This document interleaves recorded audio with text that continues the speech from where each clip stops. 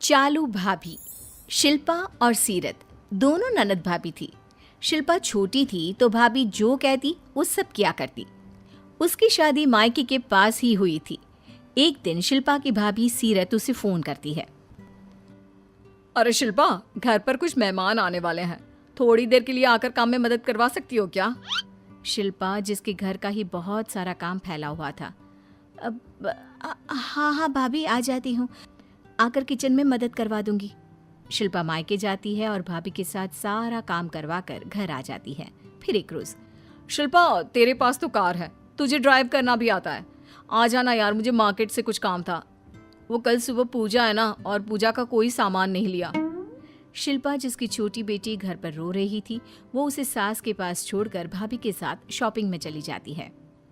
रास्ते में सीरत कहती है, ओहो, प्यास लगी है, कार में पानी की बोतल है क्या?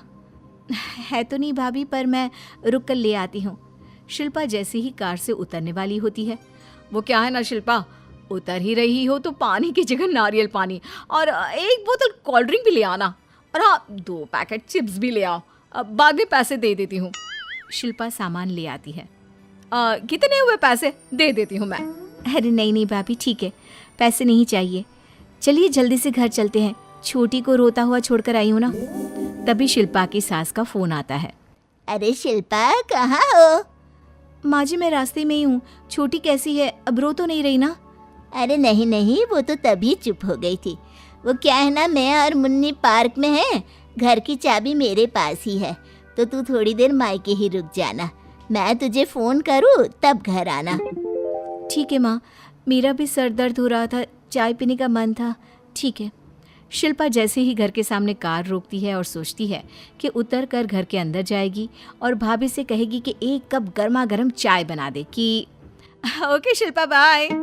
ये बोलकर वो अंदर चली जाती है। शिल्पा भाभी को देखती ही रह जाती है। भाभी, मैं भी अंदर आ रही हूँ।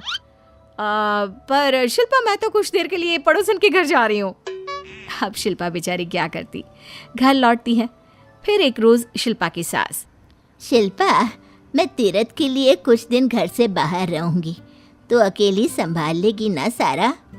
अरे हाँ माँ, क्यों नहीं, आप जाइए।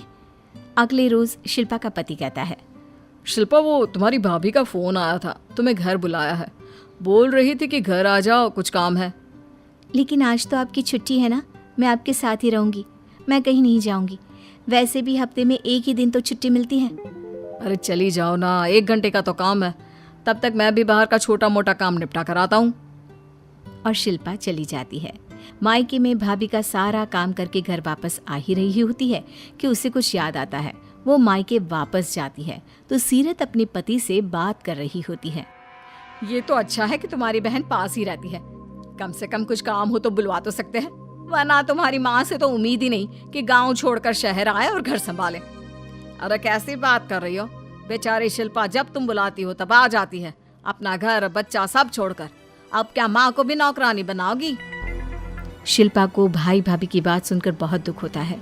वो वहाँ से निकल रही होती है कि भाभी की नजर पड़ जाती है। अरे शिल्पा, मुझे लगा तुम चली गई, क्या हुआ, सब ठीक है ना? कुछ चाहिए था क्या? हाँ, वो क्या है ना भाभी, आज ये घर पर है तो शाम को हम लोग क्लब जाएंगे। मेरी तो सारी ड्रेसेस मैं पहन चुकी हूँ, आपकी वो पर्पल वाली ड्रेस दे देती तो। पर्पल वाली? अरे वो तो फट गई है। भाभी बहाना बनाती है। हाँ ना, वो फट गई है, दरअसल मैं घर पर प्रेस कर रही थी तो गरम प्रेस लग गई। और कोई ड्रेस भी नहीं है, क्या करूं मैं? वैसे भी शिल्पा को ड्रेस नहीं चाहिए थी, सिर्फ बहाना बनाना था। वो वहां से चली जाती है। घर आकर शिल्पा को रोना आता है। क्या हुआ शिल्पा, भाई के घर गई थी, रोती हुई वापस आई हो, क्या हुआ? कुछ नहीं, हर बात बताना जरूरी तो नहीं है ना। शिल्पा पति को कुछ नहीं बताती। और फिर अगले रोज, शिल्पा, वो मेरे बॉस है ना जैन साहब, वो आज रात खाने पर आ रहे हैं, तो कुछ बिना प्याज लहसुन और मसाले का बना लेना, लेकिन हम लोगों के लिए और उनके बच्चों के लिए कुछ स्पाइसी और मजेदार सा, ठीक है? पति चला जाता है। सामने बैठी होती है छोटी सी बच्ची। अब शिल्पा को समझ में नहीं आता कि वो छोटी बच्ची के साथ अकेले कैसे 2 तरह का खाना बनाए।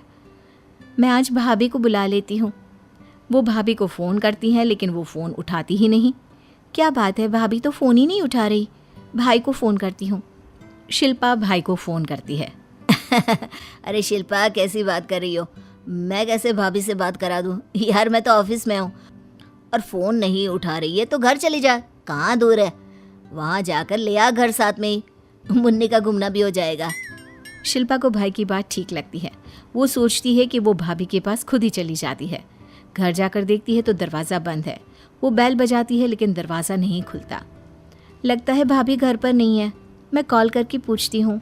थोड़ी देर बाद, अरे ये क्या, बेल की आवाज़ आ रही है। लग रहा है कि भाभी ने फ़ोन अंदर ही छोड़ दिया है। क्या करूँ? घर चली जाती हूँ, थोड़ी देर बाद फ़ोन करूँगी। पास ही होंगी तभी तो फ़ोन छोड़ा है। शिल्पा घर जाने के लिए मुड़ ही रही होती है कि उसे घर के अंदर से किसी के चलने की आवाज़ आती है। ओह, खाली घर देखकर लग रहा है चोर घुस गया है। मैं ये पर्दा हटाकर देखती हूँ और फिर पुलिस को बुलाती हूँ। शिल्पा जैसे ही पर्दा हटाकर अंदर देखती है तो उसके तो होश ही उड़ जाते हैं। हाय रे, ये तो भाभी अंदर ही है, फिर दरवाज़ा क्यों नहीं खुला? और ये क्या, इन्होंने तो वही पर्पल ड्रेस पहनी है। मुझसे तो कह रही थी कि फट गई है। तो झूठ बोला था। अब फ़ोन करती हूँ। शिल्पा भाभी को फ़ोन करती है।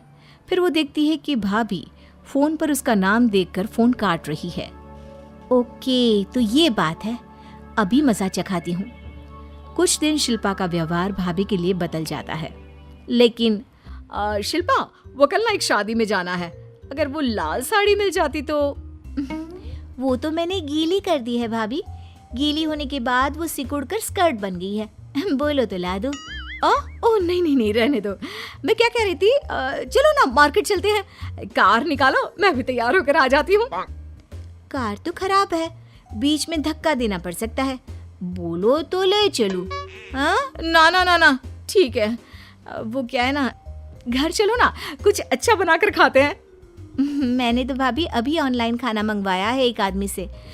आपका फ़ोन नंबर दे दे तो आपके लिए भी मंगवा दूं। भाभी समझ जाती है कि अब ये ननद वो वाली ननद नहीं रही। लेकिन ननद बदल क्यों गई? ये भाभी को समझ में नहीं आया। लेकिन उम्मीद है कि आप समझ गए होंगे।